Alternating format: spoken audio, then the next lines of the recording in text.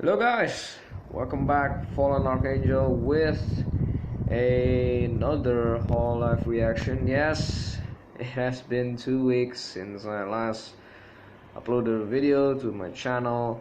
What I want to try to say is that there's a lot of things that is happening along with my life currently and still currently going, and so yeah, we're just gonna be reacting to Hololive Alternative, the full teaser, the full version one. So yeah, I'm very excited because you know what we get from the earlier 3 months ago was the short teaser. So anyway, guys, I'll be watching. Okay, so right now is a full teaser.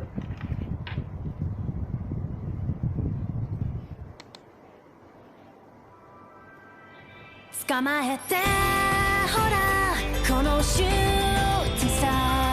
Are we receiving this transmission available place?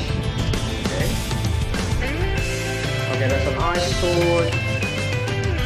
Okay, Marine place. I think that's Canada space. Okay, Fubuki, that's a new sea. Oh, cute. Matsuri, kawaii. Okakoro, kete. And also Marine. And we get Aqua. Okay, Pekora with Usagis. Okay, why is Hanataka crying now? Okay, Sakuramiko. Oh, Lucia. Ah, that's cute. Okay. Okay, Roboko. Fumio. Oh, they're fighting. Alright. That's Kaicho.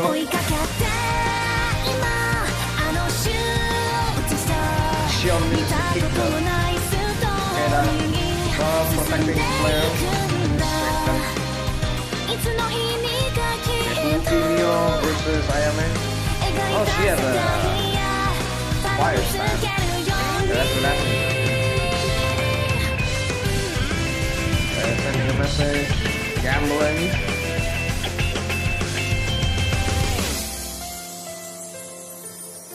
Ah, is that it? Wow. Okay, that was fast. So yeah, so after this, what we'll be doing is I'll be doing a little bit of analysis towards the new scene they added from the short teaser. So yeah, so basically I'm going to be analyzing the keyframes that they added, the brand new keyframes. Okay, I'll be analyzing them now. Anyway guys, I'll be analyzing the keyframes now, the new keyframes, definitely. First one is the ice sword. Now, I don't know who owns this ice sword, but this is definitely a really beautiful scene right here. And yes, it's like the modern world, but the other side is like the other world, right? So this world right here, the one who's on this world is, I think, Matsuri, Okayu, and Korone. So yeah, that's their world, I guess. And then we have Ayame, Mio, and Miko's world, which is a very Japanese-esque style. With all the shops. This is the background material, and I really love this. And the attention to detail is just massive. With the pagodas in the background, the statues and buildings and whatnot, it's really beautiful. Then we have casinos, which, if you guys notice, that's Death Sensei right there, and he owns a casino. Of course, he's pretty popular in the underworld and has a shitload of cash. He just made a casino. I mean, hey, you probably get bored in the underground somehow, right? Yeah, this, and then the fireworks. This definitely Las Vegas on the underworld. And then we have Jose Marin's place with the big ass anchor that is on her port city. Yeah, this is, yeah, the lighting on this one really nice. And here we have Kanata's place. I don't know, with that halo on the building. And then what is cool is I think this flying city, if you notice that underneath it there is a crystal, and then it's connected by these like thin threads of like crystal bridges. It's really cool, but I don't know why Kanata fall. I guess we'll find out more if they ever do this more, I guess. This definitely reminds me of the Skypiea from One Piece, you know, the floating island in one of the One Piece's arc. Next up we have the background material, ladies and gentlemen. We have Fubuki. And this is so beautiful. So beautiful. I can't stop saying it's so beautiful. And then there is this like cherry blossom trees in the background, and then there is this gate. Now I'm not very into like Japanese culture. Is that Shinto gate? I guess, I don't know. And then of course Fubuki seeing it all. If you guys don't know, in a short teaser it is only being shown Fubuki on this frame. Like the whole place wasn't shown. So this was a welcoming surprise, because when I first watched the short teaser, I thought, what is she looking at? You know, and this is where she was looking at. It's pretty good. Then we have Matsuri being a JK and being a mecha kawaii ne. Definitely very beautiful Matsuri right here, eating a pan bread, you know, pan. And then if you see here, this was in the short teaser as well, but it goes so fast you didn't actually notice something new was actually happening. Now if you guys don't know, that split screen right there, like a split wall, I think that's like a another wall where she can go through. And this is basically, you know, the eye sword on the background right there. Next up we have Okakoro. You know, definitely Tete moment right here. And if you notice, Japanese animators, they really do love going hard on like their eyes. It's like, I don't know, it's just a staple, I guess, in Japanese anime. But yeah, they're very cute, definitely. And I know that I paused in like a very bad frame, I'm sorry for that. But in the background, if you see all those bubbles that you see right there, all those are onigiris, you know. Basically, Okayu's favorite food, and I think her fan base as well. Next up, we have Pekora with her fan base. The Nusagi's trying to steal carrots. Sasuga, war criminal. And then she's trying to troll and haul that big ass carrot, but she keeps failing. As you can see, it's too heavy. Meanwhile, the Nusagi's is just trolling her. It's like, come on, bring it. Next up, we have Kanata crying. Now, the people who work on this PV also work on the FGOs, is Fragrant Orders, is commercial CM trailers or PVs, whatever you want to call it. And this definitely reminds me of a frame from like the Lost Belt trailer where Mash was crying, because in here Kanata's hair is purple because of the lighting from the background.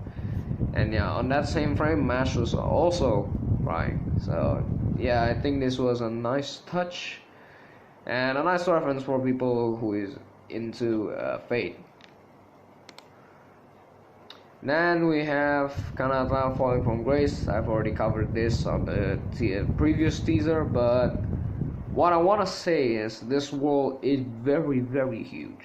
very, very huge. And I think Kanata survived this is because of Coco. And why is that, you say? Well, I'll be explaining it quite very, very soon. Then we have Sakura Miko with the cherry blossoms on the background. Now, if you're very, very hardcore like Miko fans, hello 35p. Miko, when she first debuted as an idol, back in the days, like 3 years ago, her background back then was a cherry blossom trees, because her name Sakura Miko, and then I think this was a nice reference to it. Now, don't take my word like hard. Take it like a grain of salt, because I don't know. I'm not the one who's directing this, so I don't know if this is a reference to that, or maybe not. It could be something else. Then we have Rusia inside of her castle and her botanical garden. This is my third most favorite moment in this PV. Rusia playing with the butterflies. I can't do this frame by frame, because my laptop just gave up for whatever reason when it does that. But the butterfly, when she twirls around and she dances around it, was very, very cute, and was definitely have a very, very fluid animation as well. Yeah, this was very beautiful, and this is also probably a background material for all you guys. And then here, for all you guys Rusia lover, I give you Rusia's precious smile. There you go, enjoy it. And this butterfly is pretty as well. Rusia, hontou anata mecha kawaii. Okay, I'm very sorry if my Japanese is not that well. It's probably gonna be a little bit cringy, but I'm trying my hardest, damn near hardest, to try and learn. Next up we have Nier Automata's place. Yes, so this place is definitely for, I think, the Gen 1, because Sora and Roboko exist on this world. Now, this world definitely give you Nier Automata vibes, with the dilapidated city, like a post-apocalyptic future and whatnot. And then we have this frame, Roboko just coming down. This definitely reminds me of like Code Veins' cutscene when Mia going down the stairs to the subway station, and Roboko being like a Terminator and shit like that. Badass, very, very cool. And then we have Mio's surprise face when she sees Ayame. There you go, for all you Mio lovers. I'm giving you that face. Then this is when Ayame showcased her power. Damn, she turned to a saber because she has a beam. Then we have Coco fighting a trio of Noel, Flair, and Xion. Now, when we first saw the short trailer, we only see that Coco gets yeeted out. We don't see her like we don't see her appearance and whatnot. We only see that he gets thrown by Noel, and that's it. But upon close inspection, she has a booba, ooga. And yeah, that's a neat detail, I guess. And okay, this is, I think, my fourth favorite scene, where Xion just bounces around, because she's a Mahotsukai, a magician, bounces around on this magical circle, which is building up her momentum towards her kick. And Coco being like really, really serious, has a serious face. Next up we have one of my background materials, which is basically Xion doing a roaring kick. This frame right here is really, really beautifully animated, and the sparks of her kicks and her magical powers and whatnot it was definitely one of the highlights, I think, for me personally. Then we have right here, yes, because as you know, Shion is a Kusogaki. She misses the kick and instead kick a rock, and then she gets injured. And Coco, of course, smiling because she doesn't get a hit. Next up we have Flare readying up her bow, trying to shoot Coco basically. And this frame right here, definitely beautiful. Flare, definitely beautiful. And then we have, this is the moment where Coco trying to smack Flare out of the way. However, Noel was there to protect her. And yeah, Noel coming in clutch. And then boom, Sasuga, Noel Flare, you know, Tete moment again. And the impact frames right here are really showing. Even though I'm not playing it, I'm not doing it in a video format, I'm just doing it in a picture format. Yeah. Definitely the impact frame was there, and you feel the impact. And then we have Coco's dragon form spewing out flames. But what I think about that flames is basically Asakoko gas that she just lighted up on fire. I mean, you know, because it's Coco. What else it will be? And then we have, of course, Fubuki, Mio, and Ayame's fight. Now this fight scene, I did saw one of the comments on other people's reaction that this was based upon a comic book that they did called Hollow Earth Chronicles, and Fubuki's sword has an ice element, which he uses as both a party trick and a real weapon. And then we have Mio as a monk who uses a fire fist. And then we have Ayame, which her twin blades. One is a white, and then the other one is red. And the red one is, I think, the more powerful one. And I think her sword name is Asura, and something that begins with R-A-K, and the behind I forgot. You know, if I do say so myself, somebody probably can put it in the comments. And then next up we have just Ayame's scene right here. I'm just gonna show you Ayame's over Ayame's and over Ayame's because I really love Ojo. I really love Ayame.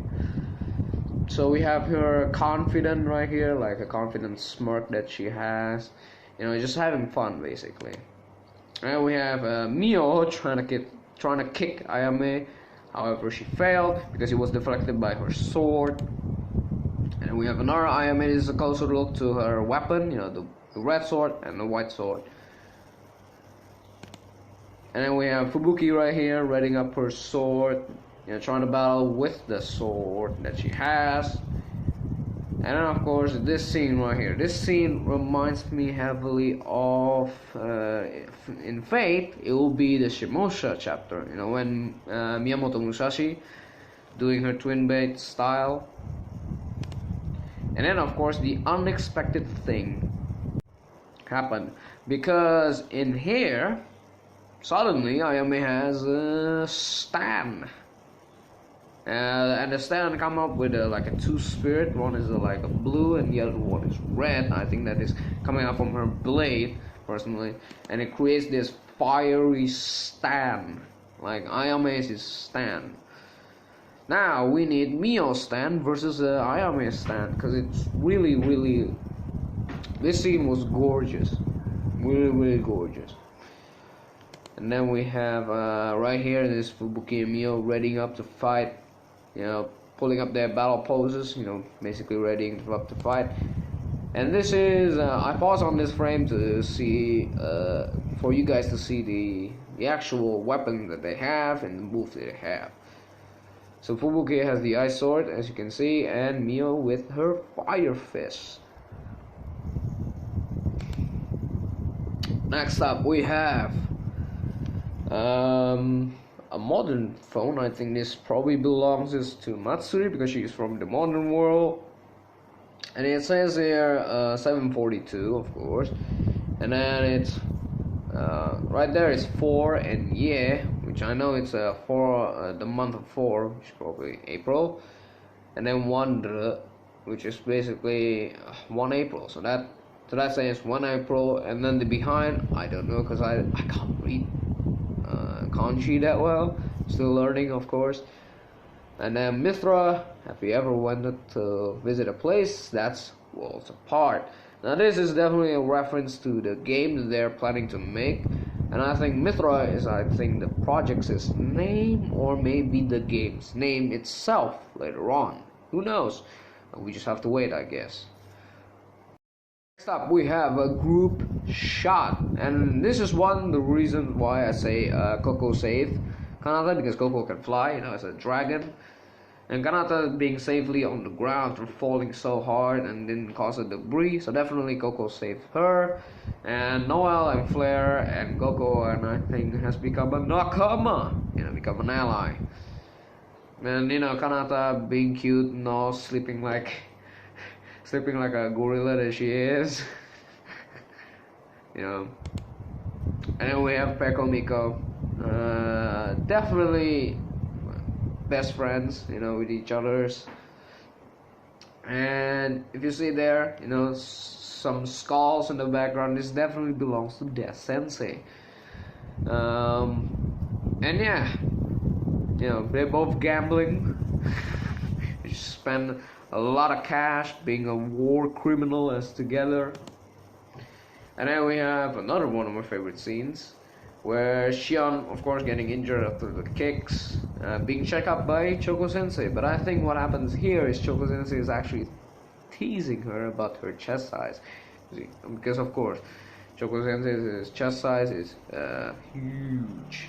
Then we have Rushia on the background being cute with a skeleton. Yes, first time I saw this, I didn't actually catch up on it because it was too fast. But upon closer inspection, of course, because Rushia has necromancy, she brings his dead people back to life, basically zombies. It's very cute, and they're doing the freaking pose, like ara poses. I think it's funny. It's funny, really. And we have Fubuki and Mio and Ayame after the fight scene. Now they become friends, best friends, and this is definitely giving me Toho vibes, the Toho anime vibes. If you guys don't know Toho is like a rhythm game. Well, the franchise itself has grown past just being like a rhythm game. But yeah, definitely this scene is giving me like very, very heavy Toho vibes, because on the Toho it's exactly the same. It's a fantasy world. All the characters have powers and so on, and they mostly spend it on having like a dinner together, just having fun together. Yeah, it's really, really fun. And then we're gonna be ending it all with Sora, who started all of this, started the whole life journey, the very first idol. Definitely a star for the younger generations. This smile is just precious. And yeah, I guess no, sorry. Before all of that, before I end my video, I really, really want to say thank you to Callie for making this song, and definitely thanking all the animation producer, Hontoni arigato for directing this, because this all was just April Fools. I don't know about you, but Japanese is April Fool. Sometimes when it comes true, it really blows your mind, But that's just Japanese for you, and I'm really, really grateful that I was able to see this. And yeah, hopefully, if you guys like my reaction and my analysis, just click the subscribe button, punch that like button. And now we'll see you guys later on.